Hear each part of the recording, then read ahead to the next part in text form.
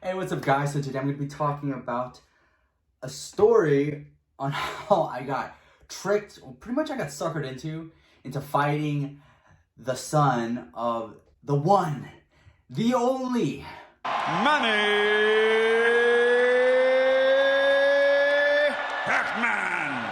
Pacquiao. So this kind of all started in the calm before the storm in this beautiful year called 2019. And I was in the beautiful land of the Philippines. So yeah, I joined this boxing gym that my friend kind of introduced me to.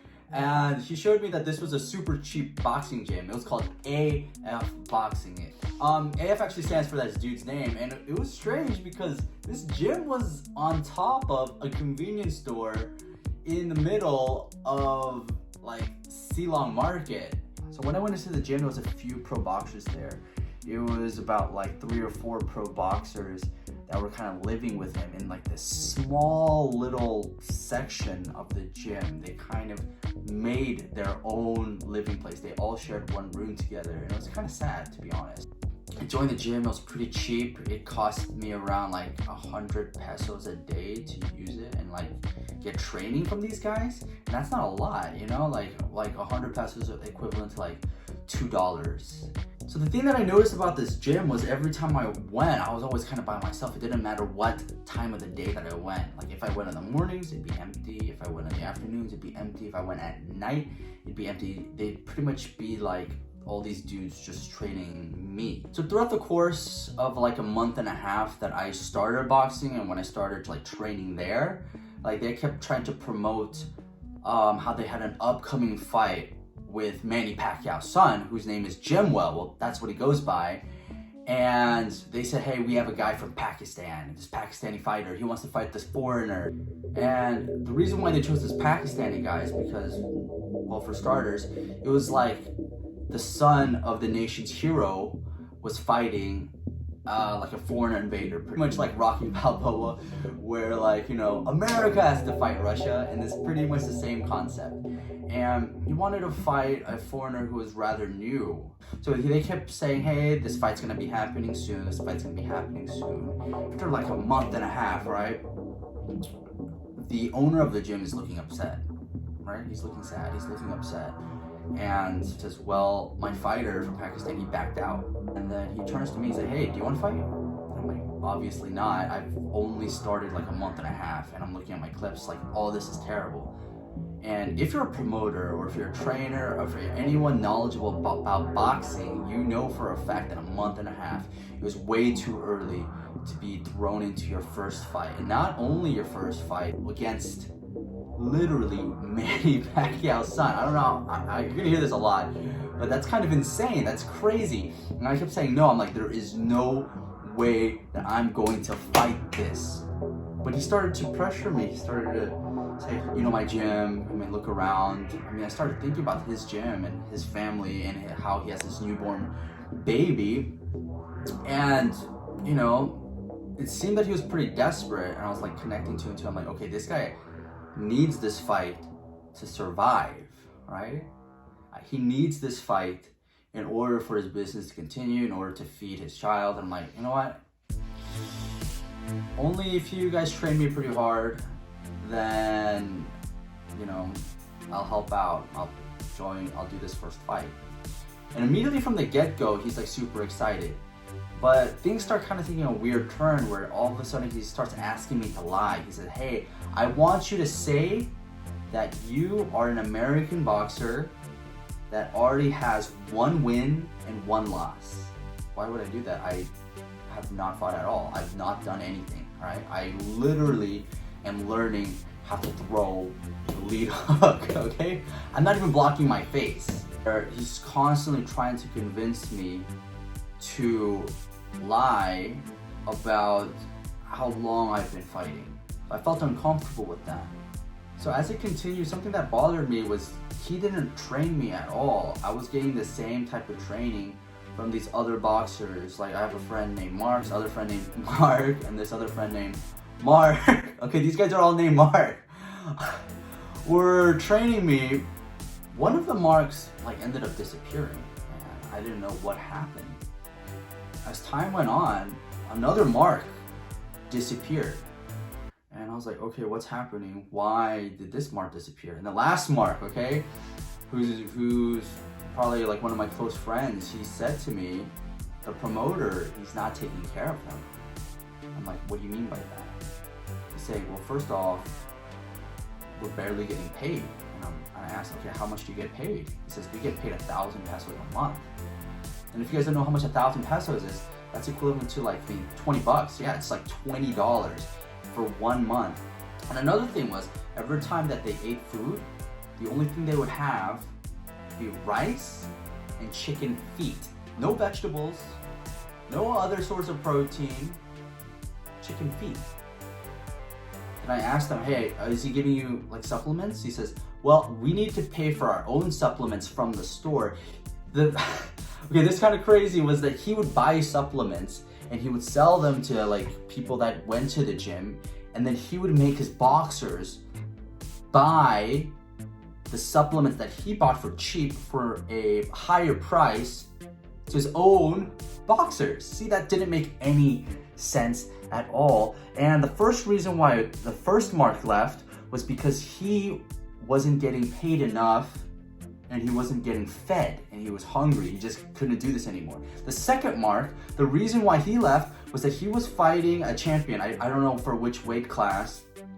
He was fighting a champion and he lost the fight and he got paid 2,000 pesos to lose. He trained and fought a champion and he was close, all right? He lost by decision. He was close, but he only got paid 2,000 pesos. So there's a lot of issues happening. So I was like, I don't think I want to be associated with this gym. I don't think I want to be training under it. But I gave him my word that I would help him because I knew for a fact that, man, he really needs help. I left his gym and I started getting trained under Coach Lolod. He was a former junior lightweight champion of the world. So as I'm training and it's kind of getting close to the fight, because like I was a month and a half in when he asked me that, and I only had a month and a half to actually fight. So that means I would be only having a total accumulated like skill set and knowledge of 3 months. And that is an extreme beginner. That is insane. Since we didn't have enough time, the fight was coming quick. So they just threw me into hard sparring, and let me tell you, it did not go well. Yes, come on, hook. Jab. Go, go.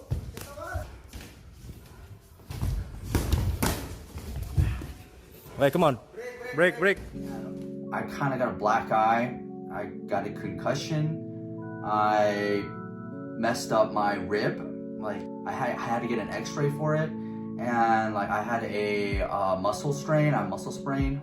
So I'm like checking online to see how things are going, and there is this boxing caster. His name, like, it goes by Pacquiao because that's his name, Pao. From the looks of it, it looks like Jimuel Pacquiao is like gearing up for the fight. Ito ay AF Boxing Promotion. Dito po sa December 21st, may mangyayari pong professional and amateur fight. Now, here's some history. I was the next fight coming from his first loss against this 15-year-old boxer named Ken Danila. Now, I met Ken Danila. I've seen him before, and I'll tell you what, this guy does not look like he's 15. He looks like a 35-year-old man, okay? He looks like he's been through some stuff, okay? He's struggled. He's seen the streets. I mean, obviously, if you look at him, you know he does not look like a teenager. So obviously, the promoter's trying to go and promote this fight. He even got a picture with Manny Pacquiao himself and put it on his social media to get people excited to even come. And even in his promotional pictures, he put Manny Pacquiao as a special guest. But the reality was he never accepted to come. And to top it all off, Manny Pacquiao didn't show up. And not only Manny Pacquiao, Jimuel Pacquiao didn't show up. We went to the weigh-in and we're getting phone calls. We're trying to figure out where Pacquiao is. They're calling his trainer, they're calling his promoter, and they're saying that, oh, he's not getting out of bed. Honestly, I don't even know if he even knew about the fight. Podcast, he put it on his YouTube and maybe he's seen it, but I'm looking at his Instagram and I'm like, is this dude in Canada? And I'm looking at his YouTube page and it shows on December 22nd. I mean, this is literally the day after the weigh-in. He posted YouTube about 25 facts about him. So while I'm busting my ass training, getting beat up by pro boxers, and like training so much, eating the right nutrition, and trying to make it to weight, this guy's making YouTube videos and vacationing in Canada. So on the fight night, like, it kind of was a disaster. Not a lot of people showed up. One of his sponsors actually talked to me and said that he was super pissed off at the whole situation because he called me to apologize, to tell me that I never should have been picked to fight him because it didn't make any sense, because I was extremely new. He said he'll never do business with him again. He is pulling out any of his funds that he invested in him, and he's also talking to the other sponsors about to like not give him any more money. I went to that gym because after all of that craziness, I completely quit his gym. I said I'm never going back. I was pretty much the main guy that was going there, and I just quit. I didn't want to be a part of this dude's stuff. I mean, honestly, it was pretty messed up what he did. I went through so much pain to help out this guy who was honestly just trying to screw me over. And while I was sitting in the jeepney, there was someone that I met that I recognized. It was his wife, and says, "Oh, how are you doing?" And I said, "I'm doing well. How are you guys?" She says, "Oh yeah, we're doing fine. Hey, we have a promotional in March. We're wondering if you want to be a part of this fight. We are calling up Jimuel Pacquiao's manager, as promoter, his trainer, all over again to see if he wants to go and fight in March. We're setting up a date. Do you want to be part of that?" And immediately I said, "Definitely not." Now we kind of know what happened at the beginning of 2020. Around the beginning of March and the end of February, coronavirus kind of shut everything down, and that promotion is also shut down as well. And if you're wondering whether or not he's still in the Philippines, he is not. Business wasn't doing good in the first place anyways, but with coronavirus, him and his family went to Bangladesh and started training boxers over there. Something that really upset me was that how he was using like people of the Philippines and the pros there, the boxing community there, and was using them for his own financial gain and kind of leaving them with absolutely nothing to live off of. So what are some things I learned from this experience? For starters, be careful who you trust. Be careful who you want to help out as well. And for a sport as pure as boxing, it is pretty corrupt behind the scene. Okay, now that is the story on how I got tricked into fighting Manny Pacquiao's son.